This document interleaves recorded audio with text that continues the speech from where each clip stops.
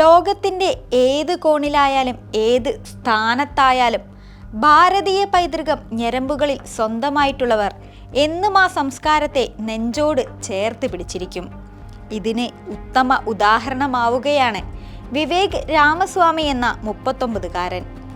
സ്വന്തം വിശ്വാസങ്ങളെയും ആചാരങ്ങളെയും മുറുകെ പിടിച്ചതിന് ക്രൂരമായ വംശീയ അധിക്ഷേപം നേരിട്ടിട്ടും താൻ ഹിന്ദുവാണ്, ഇന്ത്യൻ വംശജനാണ് എന്ന് വീണ്ടുമുറക്കെ പറയുകയാണ് ഈ മലയാളി പയ്യൻ. വിവേക് രാമസ്വാമി എന്ന പേര് കുറേ കാലമായി പരിചിതമാണ്.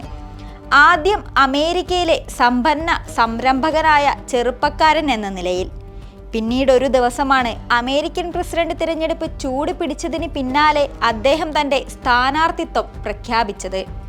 ആദ്യം ട്രംപിനെതിരെ റിപ്പബ്ലിക്കൻ സ്ഥാനാർത്ഥിത്വത്തിനായി പോരാടി, പിന്നീട് അദ്ദേഹത്തെ പിന്തുണച്ചു. ട്രംപ് പ്രസിഡന്റായപ്പോൾ മസ്കിനൊപ്പം ഡോജിന്റെ തലപ്പത്ത്. ഏറ്റവും ഒടുവിലിതാ ഒഹായോ ഗവർണറാകാനുള്ള സ്യൂട്ടും തുന്നി കാത്തിരിക്കുകയാണ് വിവേക് രാമസ്വാമി. സംസ്ഥാനത്തിന്റെ ഭരണത്തലവനാണ് ഗവർണർ. ഇന്ത്യയിലെ മുഖ്യമന്ത്രിയുടെ സമാന പദവി. റിപ്പബ്ലിക്കൻ കോട്ടയായ ഒഹായോയിൽ വിവേകിന്റെ വിജയം അതുകൊണ്ട് തന്നെ ഏറെക്കുറെ ഉറപ്പിച്ചു കഴിഞ്ഞു.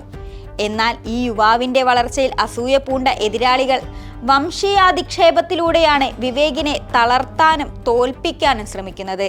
ഇതിനായി വിവേകിന്റെ പഴയ കുറച്ച് വീഡിയോ തപ്പിയെടുത്ത് പ്രചരിപ്പിക്കുകയാണ് വിമർശകർ. സ്വന്തം വീട്ടിൽ വെച്ച് ചെരിപ്പോ സോക്സോ ധരിക്കാതെ ഒരു ഇന്റർവ്യൂവിൽ പങ്കെടുക്കുന്ന ഒരു പഴയ വീഡിയോയുടെ ക്ലിപ്പുകൾ പങ്കുവെച്ചുകൊണ്ടാണ് വിവേകിനെതിരെ വംശീയാധിക്ഷേപം നടക്കുന്നത്. ഇന്റർവ്യൂ ചെയ്യുന്ന ആളുടെ മുന്നിലെ കസേരയിൽ ചെരിപ്പിടാതെ ഇരിക്കുന്ന വിവേകിന്റെ ചിത്രം പങ്കുവെച്ചുകൊണ്ട് ആന്റി അമേരിക്കൻ പോലെയുള്ള പദപ്രയോഗങ്ങളാണ് വിവേകിനെതിരെ സമൂഹ മാധ്യമങ്ങളിൽ ഉയരുന്നത്. വിവേക് ഒരിക്കലും ഒഹായോയുടെ ഗവർണറാകില്ല. ഇത് അമേരിക്കയ്ക്ക് സ്വീകാര്യമല്ല. ഇത് കിളിപോയ കോടീശ്വരന്റെ സ്വഭാവമല്ല, മറിച്ച് ഒരു മൂന്നാം ലോക രാജ്യത്തെ അമ്മാവന്റെ ഊർജമാണ്. ഒരു കാഴ്ചക്കാരൻ വംശീയാധിക്ഷേപം നടത്തി. വിവേക് നഗ്നപാതരായി വിദ്യാഭ്യാസത്തെക്കുറിച്ച് ഞങ്ങളെ പഠിപ്പിക്കുന്നു. അപരിഷ്കൃതൻ. ഈ ഗ്രഹത്തിലെ ഏറ്റവും ശക്തമായ സാമ്രാജ്യത്തിലെ ഒരു സ്ഥാനത്തേക്ക് അഭിമുഖം നടത്തുമ്പോൾ കുറഞ്ഞത് സോക്സുകളെങ്കിലും ധരിച്ചിരിക്കാമല്ലേ എന്നൊക്കെയാണ് വിവേകിനെതിരെ ഉയരുന്ന വംശീയ അധിക്ഷേപങ്ങൾ. ഭാരതീയ സംസ്കാരമനുസരിച്ച് വീടിനകത്ത് പാദരക്ഷകൾ ഉപയോഗിക്കുന്നത് ഉചിതമല്ലെന്ന വിശ്വാസം പിന്തുടർന്ന വിവേക് പക്ഷേ തളരാൻ കൂട്ടാക്കിയില്ല. തൻ്റെ സംസ്കാരം, തൻ്റെ വിശ്വാസം എന്നാണ് അദ്ദേഹം ഇതിനോട് പ്രതികരിച്ചത്. പല സംസ്കാരങ്ങളിലും, പ്രത്യേകിച്ച് ദക്ഷിണേഷ്യയിൽ വീടിനുള്ളിൽ ഷൂസ് ഊരിവെക്കുന്നത് ഒരു സാധാരണ രീതിയാണെന്ന് ചൂണ്ടിക്കാട്ടി നിരവധി പേർ വിവേകിനെ പിന്തുണയ്ക്കുന്നുമുണ്ട്.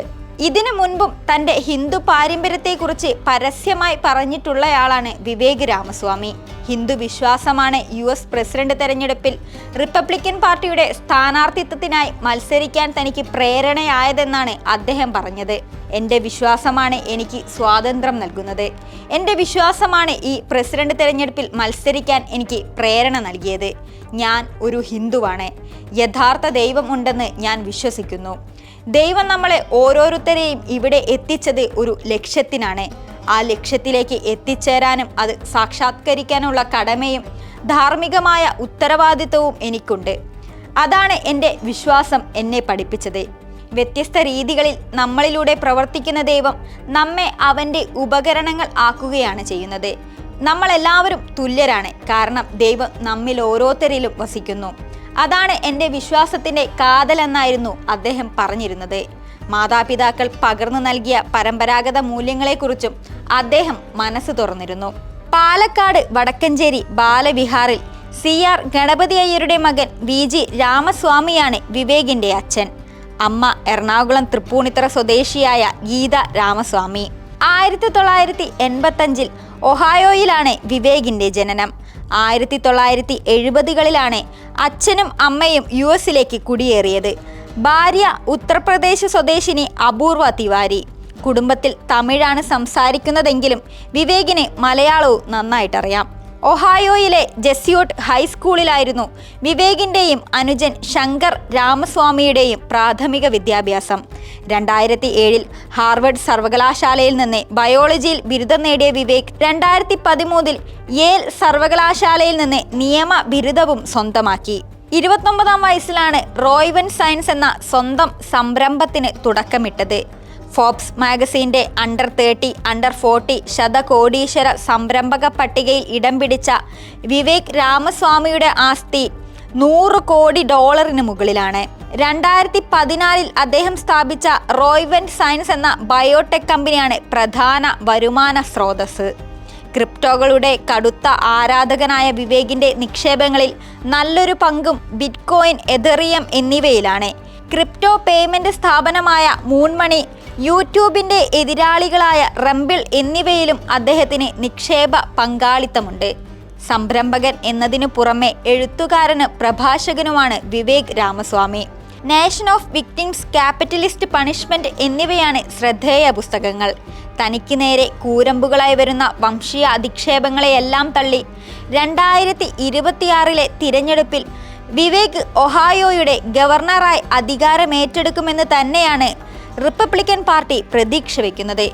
വിവേകിന് ഉറച്ച പിന്തുണയുമായി സാക്ഷാൽ ട്രംപും കൂടെയുള്ളതും പ്രതീക്ഷ ഇരട്ടിപ്പിക്കുന്നു.